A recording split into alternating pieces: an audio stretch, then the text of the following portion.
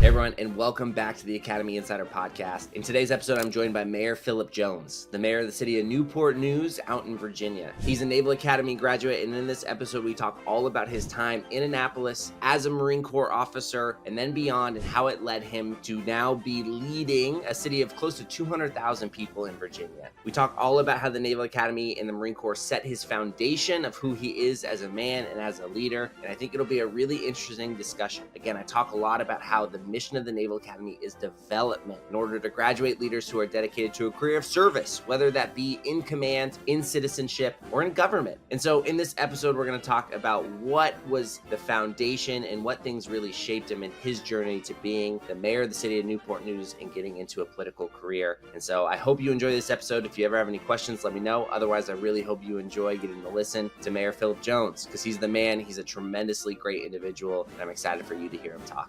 Thank you so much. Have a great day. I really appreciate it.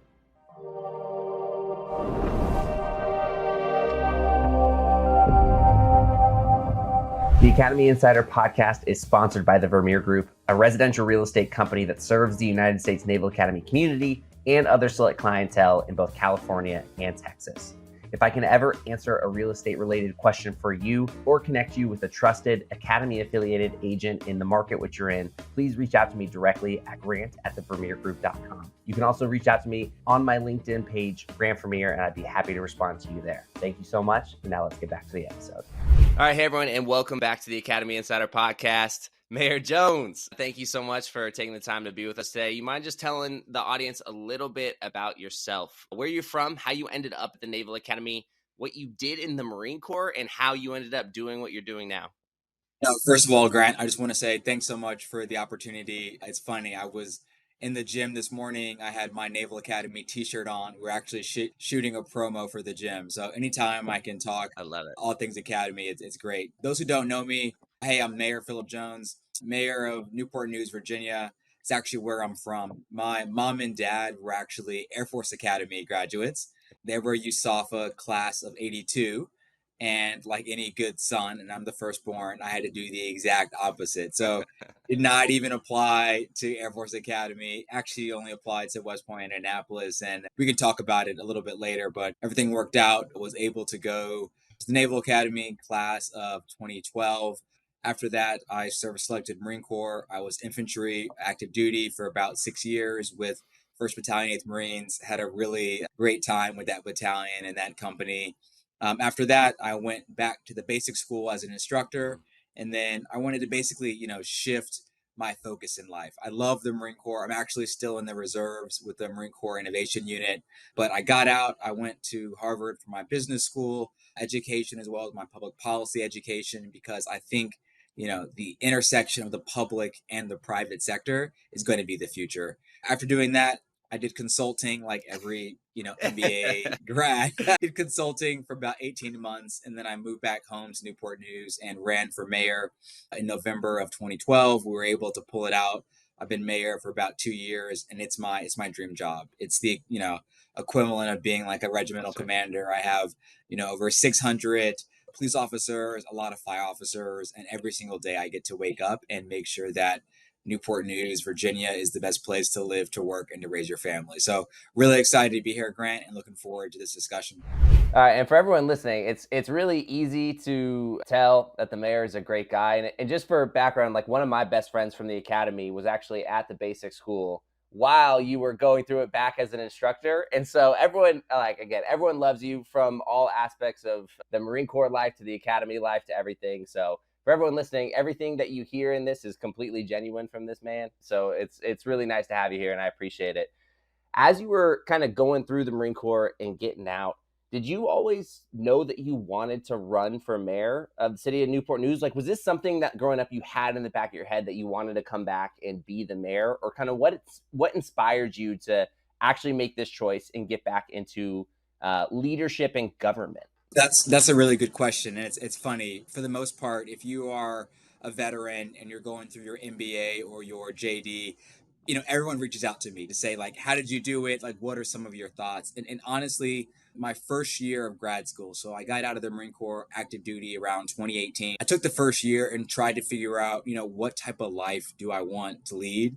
people have always said, hey, you're a really good leader, but that's just a sort of like a bunch of soft skills.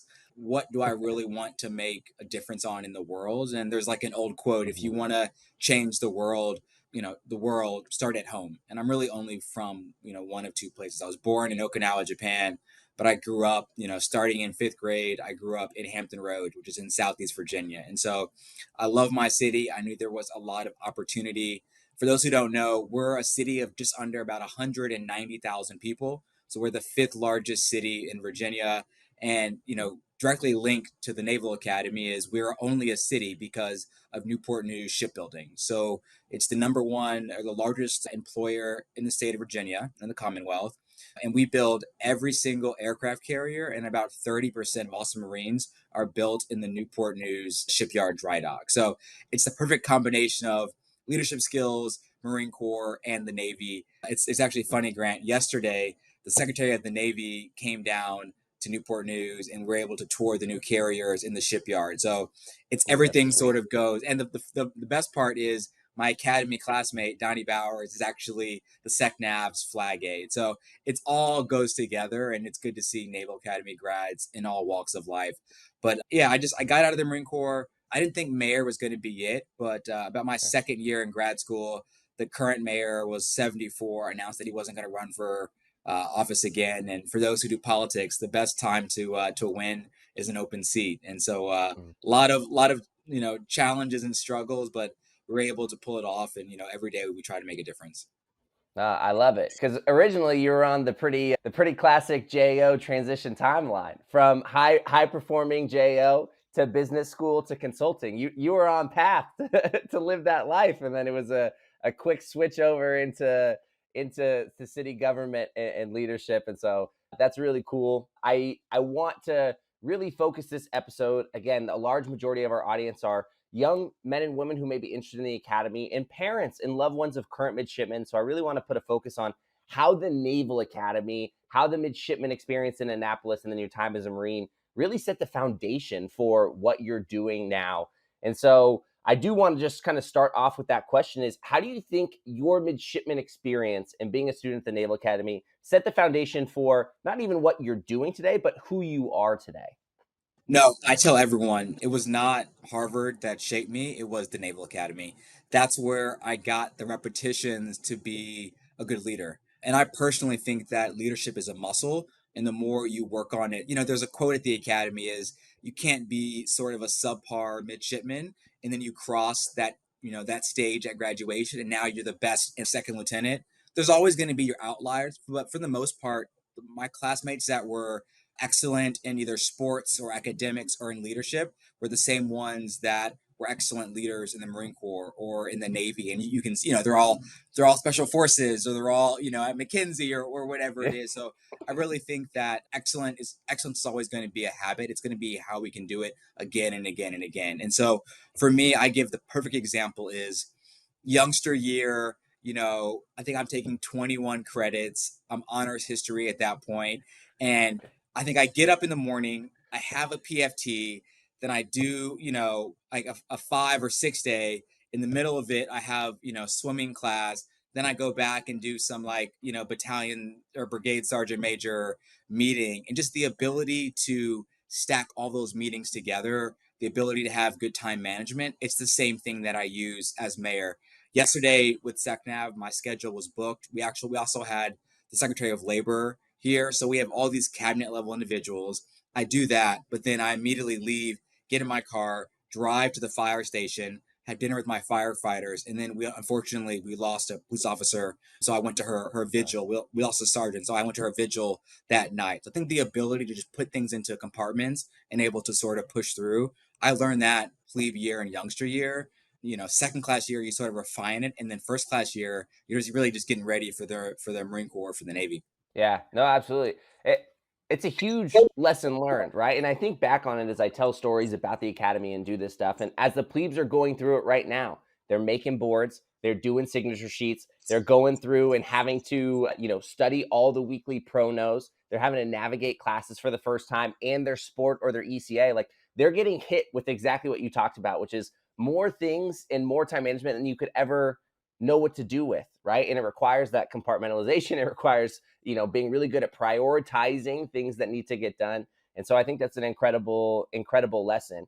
And for you at your time at the academy, were those things that you kind of went through and learned individually, or do you have any mentors that you remember at the academy that really helped you kind of realize these lessons and navigate these situations for the first time? Like, who really poured into your experience while you were a midshipman?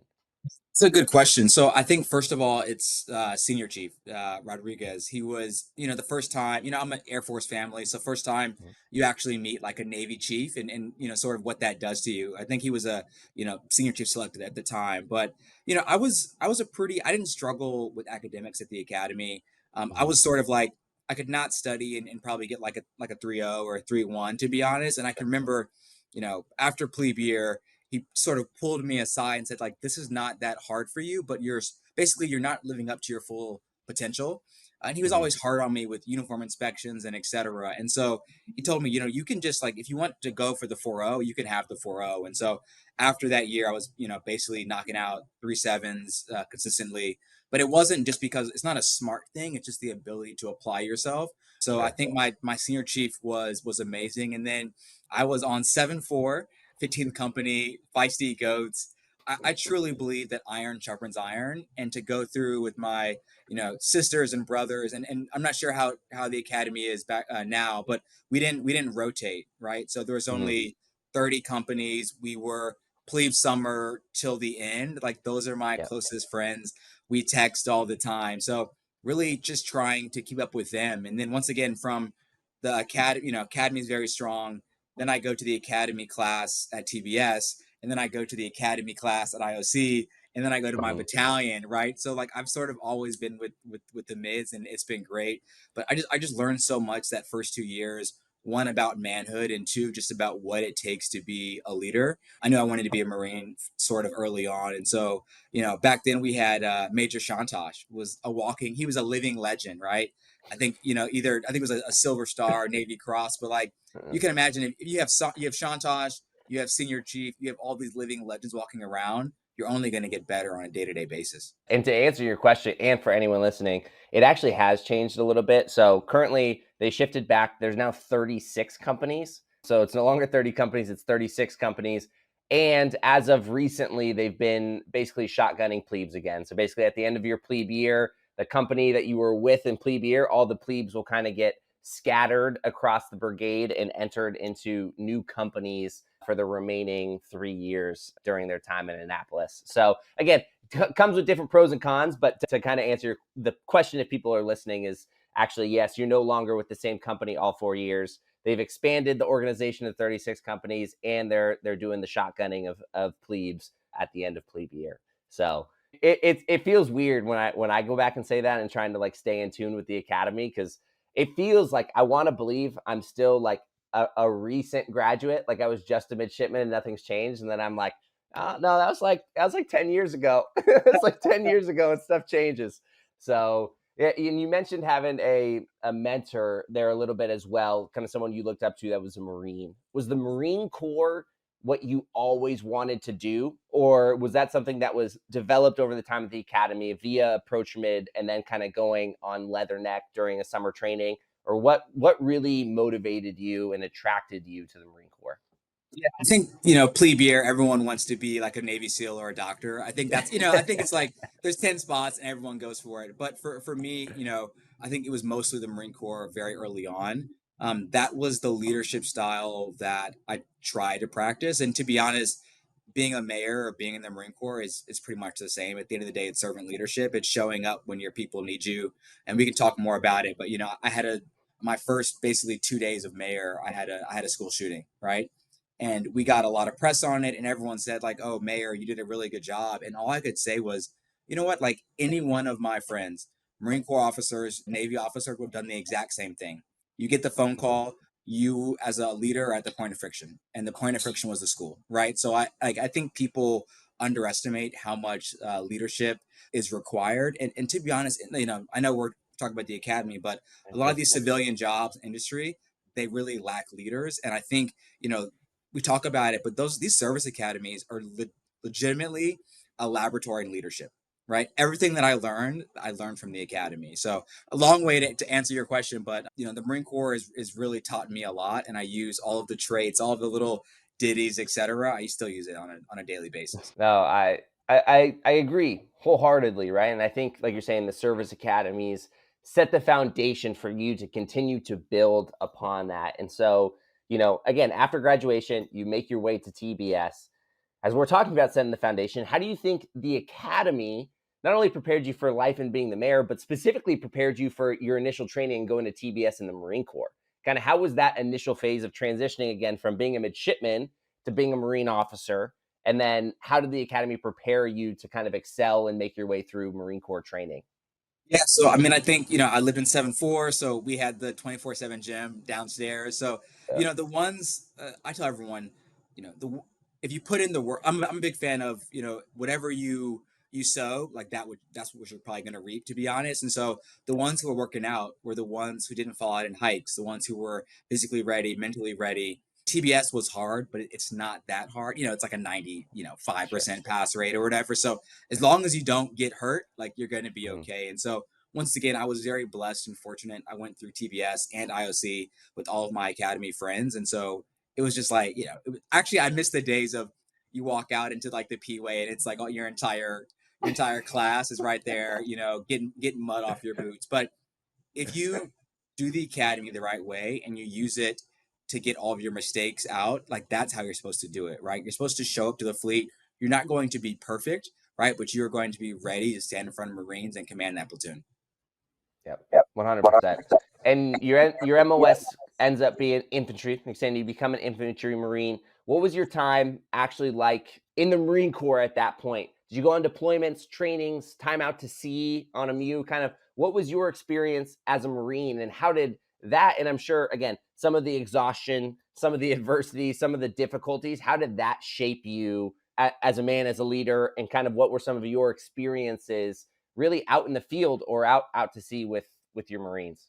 Yeah. So when I was an instructor at the basic school, when I was a staff platoon commander, I told everyone IOC, which is the infantry officer course, was Mhm. not a fun time for me. Right. I was always a light guy. Probably weighed like 150. I lost almost 30 pounds. I think I weighed in at 119 when it was said and done. But the purpose of IOC was to sort of break you down so that you're ready to stand in front of that platoon and really take command of it. So shout out to Captain Dean and Captain Paulus and my entire IOC staff. They really sort of molded and put their heart and soul into us. And so yeah, I was with 1st Battalion, 8th Marines, Charlie Company as a platoon commander, 1st platoon. Had a lot of adventures. The one that I'll tell you a story about is, so my first deployment was to Southeast Asia. We were, part of the Thailand, the Mongolia, the Philippine, Okinawa sort of rotation. But before we get there, it's called ITX, Integrated Training Exercise. You go to the desert in California, you prep for 4 to 5 weeks, etc. And before then, and like going back, it gives me goosebumps to even talk about it. But before that exercise, the Marines always said, that's the lieutenant. Like, hey, LT wants this, LT wants this. So during the exercise, it's live fire, but it's a training exercise. We have a short round. So I'm in an AAV, which is basically a water tank. I'm in the troop command, the TC hatch. Short arty round comes down. We hit the brakes, and the TC hatch comes down and shatters my hand. Right. Mm. So I have like broken 4 bones. We finish the mission. Right. I refuse medevac. Call on my own 9 line. They medevac me out to the hospital. They save my hand. Basically, 4 days later, I'm back in the field. Right. Back with my Marines. And after that, my Marines, it shifted from the lieutenant to my lieutenant, right? It became possessive, and that's the thing I'm most proud of. So I took those boys, about 45 Marines, to Okinawa and Southeast Asia, brought everybody back, and then my second deployment, I was the company executive officer. So post Benghazi, they had something called Task Force Tripoli, and it was basically SP MAGTF in North Africa. So we were based in Italy, and we basically had embassy reinforcement for basically 9 embassies in Africa. So it was definitely, I missed being a platoon commander, but XO time was good to me. And then after XO time and my second deployment, I went back to TBS as an instructor. Sure. Absolutely. Very cool. And again, getting out of the Marine Corps now and settling into being the mayor of Newport News and just where you are in today's life. how did that Marine Corps experience shape exactly like who you are in today's life? And I know you mentioned again the first instance of your being a mayor and what again being at the academy and being a Marine taught you about being at the point of friction. But what other things do you carry from your Marine Corps experience in your everyday life today? Like what things from the Marine Corps, the ethos of it all, are still at the core of who you are, and you really try and utilize to propel you in today's life? Yeah, going back to my, my IOC instructors, they always said find a way to win. And Yep. when I was a candidate, I ran against three city council members who all were popular in different parts of the city. The only way that I was able to Mhm. win was to quit my job, to basically live on a couch and to knock doors for 8 months, right? So eight Mhm. months in the heat, getting after it on a day-to-day basis, talking to, 10, if not, 20,000 people over an 8 month period. I think that tenacity, that ability to find a way to win, was maybe I already had it, but the Marine Corps cultivated it, right? It developed it and nurtured that sort of intensity. And I'm a pretty relaxed guy, but when it comes to doing the city's business, like I'm a sort of all business guy. But I think and I want to give a shout out to New Politics. It's like, it's a bipartisan organization. It helps veterans get elected because in Congress and in other bodies, we are at the lowest amount of veterans in those bodies. And as a result, you don't see a lot of across the aisle cooperation. And I've always Mhm. believed that we have much more in common than that which separates us. And so as mayor, it's really just the natural evolution of being in the Marine Corps. It's servant leadership. It's showing up for your police officers, for your, Monday we had the first day of school. I was out there with the kids talking to the teachers. We're about 190,000 people with different interests and different ethnic backgrounds and interests, but it's a strong city, and I'm just so proud to represent it. And the Marine Corps was probably the most integral part of that. I love it. It's so cool. And again, this is one of these things that I talk about all the time for people who are considering a service academy, right? Is it truly is going to set you up for life. The education is a whole person education, right? It's not just an academic experience. Now, the academics are very serious, but it's a whole person education. It's truly, again, when we talk about the mission of the Naval Academy, it's all about development. It's about development of you as a person, as a leader, right? And so I think it's just really cool to hear that articulated again, what you're saying, which is you have the foundation. It may be who you are, but the environment that you're a part of is going to cultivate it and develop it even further, right? And turn you into a person and get you ready to, again, to assume those positions of real leadership out in your life, right? And the calling, hopefully, right, is that service is not just what we do. Again, this is a phrase that I like to use, is that like service is not just what we do. Like when you decide to wear the uniform for the last time, it doesn't mean that service has ended, right? Like I truly believe the service academies and the Navy and Marine Corps instill service as a virtue. It's that the service is who you are, and whether no matter what you are doing, you're going to do it in a way to hopefully again serve your community, serve the people that you care about, and just like generally be a force for good, right, in your everyday life. So it's really incredible to get to hear you talk about that, to articulate everything that you're saying about your midshipman experience and the Marine Corps experience. And kind of another piece that I like to talk about, and it's tough at times for younger men and women to really wrap their mind around this, but it's really the influence of the Naval Academy network that you're becoming a part of. And I loved the words that you use there, which is that like you develop this tenacity, you develop this resilience and toughness through your time there. And I think those traits keep you connected to everyone who shares the same values as a result of our shared common experiences. And so I want to talk about the influence of the Naval Academy network in your life, and especially in your transition into civilian life and city government and government leadership. And so in getting ready for your campaign for the mayor position, like you're saying, it's a tough spot. There are three candidates who kind of own a certain piece of the city and all these different aspects, and you've never done politics before. How did you capitalize and utilize the Naval Academy network to help you with this? Whether it was, again, mentorship, actual tangible help, like how did you approach that and how did you utilize and leverage the Naval Academy network? It's a good question. And like any good Marine, right? Like before I started an adventure, I always do a leaders recon, right?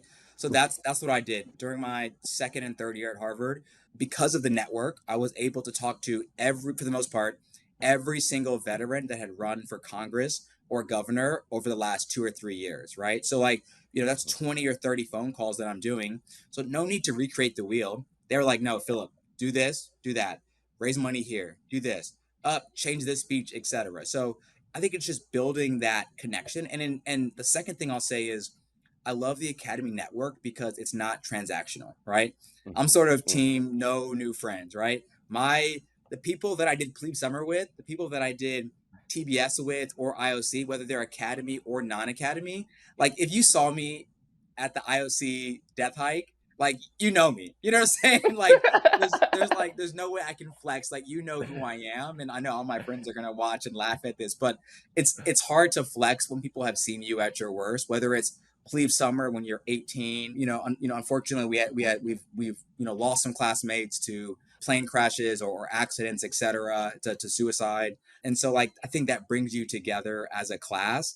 And I'm 2012. I'm 12 years out. We had our 10-year reunion and people are changing and etc. But it's not transactional with people that you went to the academy with or people that you served in uniform with. And so I rely on them. They are my closest advisors. I'm in, group chats right now with some of my classmates talking about, hey, somebody's getting married. What's the bachelor party? But the ability to lean on someone that doesn't want a favor in return cannot be overstated, especially in today's day and age where, at least from on a men's perspective, the average man has, I think, zero point 0.8 close friends. The average man in America does not have one close friend to rely on. Probably have 25 people that I can talk to when I am in crisis, whether it's personal crisis or professional. No, 100%. It's really special, right? I agree. To this day, my closest friends, the people that I truly care about, love, and know, and like you're saying, can ask for anything without any expectation of return whatsoever, are the people that I went through the academy with, right? Just straight up. And so I couldn't agree more. That's really cool.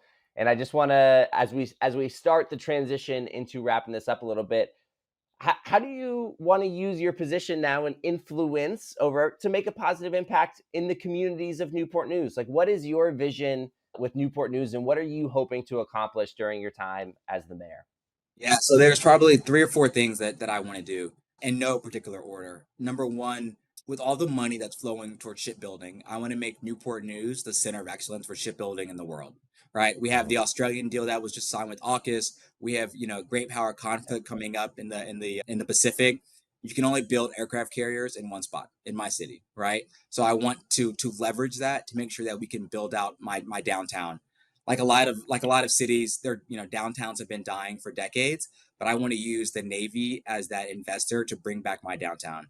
Number two, I want to have the safest city in Virginia. Unfortunately, last year we had the highest murder rate ever. Mhm. Since then, we are 50% homicides down year over year, and I want to continue to do that drop. The third thing is I want to invest in our public school system. I have over 28,000 kids that are educated every single day in Newport News. We have Mhm. amazing teachers. Our SOL scores could be better.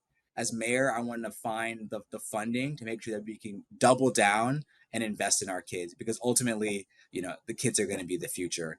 And the last thing is a little bit more sort of, meta, but I want to bring hope and change. For far too long, our city acts like we're a small town city of 30,000 people.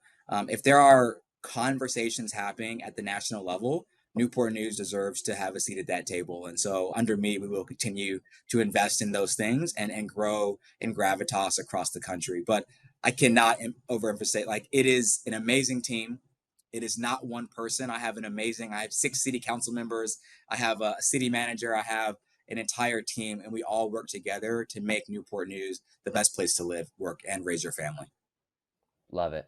I appreciate it, and thanks for sharing that, and best of luck in that journey and continue. I mean, I know you're gonna just make it happen. Sheer will, right? Again, everything is a habit. You're gonna put again. There's only certain things that are in your control, and you're gonna control those things and make it happen. So that's incredible. And just a final thought for people who may be listening again, who may be interested in the service academy, who see you and be like, man, like I want to be like Phillip Jones one day. What's your best recruiting pitch for why they should consider a service academy education? Why should young men and women consider going to a service academy? I would say full stop. If I could do it again, knowing everything that I know, I turned 35 in a few weeks, 100% do it. I have always found in my life that the road that is less traveled is probably the best one, right? In the Marine Corps we say the hardest decision is usually the right one. The academy is amazing, and even the ability to one day command and to lead the best and brightest men and women in the Navy and the Marine Corps cannot be understated. That is a moral obligation, and I think that's the best part of my life. Having the best job I ever had was serving in the Marine Corps, which is why I'm still in the reserves. Number two, even if you only stay a few years, the skills that you've learned can be leveraged to be a leader in anything: politics, government, private sector, public sector, nonprofit, sports. It doesn't matter. I always see academy grads succeeding because that is the way of life. We always find a way to win. And the last thing I'll say is, on a personal note, to develop friendships and bonds with people that have chosen to make a decision when they're 16 to serve, or 17 to serve their country cannot be understated. They, I think, are the best of us. And I'm just honored to be a part of 2012 and 15th Company. I really do miss those guys and gals. Absolutely. I couldn't agree more. I came across there's something I posted on LinkedIn the other day. It was a quote I saw, which is that people are seeking delayed gratification less and less, which is just making the reward for delaying your gratification more and more. Right. And I truly believe that the Service Academy education, again, it's not the fun choice. Right. It's not the fun choice. It's not going to college. It's not rushing to your fraternity and sorority and partying with everyone, but it's an incredible life choice. And for all the reasons you've articulated, for all the anecdotes that you've shared in your learning experience through the whole thing. So I couldn't agree more. And I just want to thank you for your time today. Do you have any parting thoughts you'd like to leave before we officially wrap up? All right, I just want to say just thank you to you. Thank you for not only this opportunity, but the ability to use your platform to promote all the good. I'm going to give a plug, right? We need the best and brightest in America to join. We cannot have a society in which people continue to take. People have to sign up and join and be part of something bigger than yourself. So just thank you. Thank you to everyone listening. Go Navy, beat Army. Beat Army. Appreciate it. All right, everyone. Thank you so much for listening to the Academy Insider Podcast. Appreciate it. If you ever have any questions, let me know. Otherwise, Mayor Phillip Jones, you're the man, dude. Thank you so much for being here. Thank you so much for listening to this episode of the Academy Insider Podcast. I really hope you liked it, enjoyed it, and learned something during this time. If you did, please feel free to like and subscribe or leave a comment about the episode. We really appreciate to hear your feedback about everything and continue to make Academy Insider an amazing service that guides, serves, and supports midshipmen, future midshipmen, and their families. Thank you.